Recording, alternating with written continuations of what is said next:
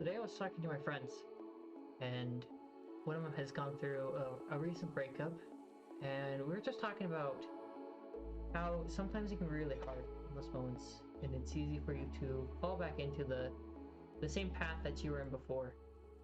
And I thought it applied a lot, not only to relationships, but as well as other things. Sometimes we get going down a path, and we wish to change it.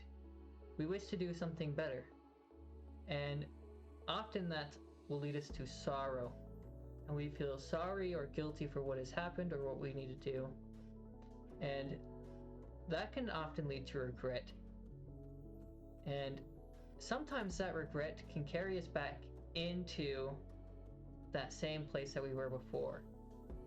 But once those feelings kind of die down again, once that sorrow or that regret dies down, we realize that we still have that same desire to change.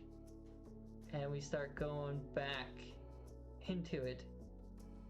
And it's a cycle, it's a loop, and it'll just keep repeating over and over and over again until we eventually change. So, how we use that in a relationship was that in that breakup, you feel sorry and you feel guilty for perhaps what you've done if it wasn't like a really hard breakup, or not to say hard breakup, but like in one with anger. If if it was hard on you, you want to be back with that person, even if you know that being back with that person may not be the best thing. And if you choose to get back with them, you kind of loop back, and then you start to realize why you wanted to break up in the first place, or why it's necessary to. And so you can see how this cycle can kind of just keep repeating over and over and over again, and how it can kind of influence us in what we do. As well, I've seen that with habits I'm trying to break. Is that I've been doing something for so long, and I get this desire. I'm like, okay, I have to change it. We have to do something different.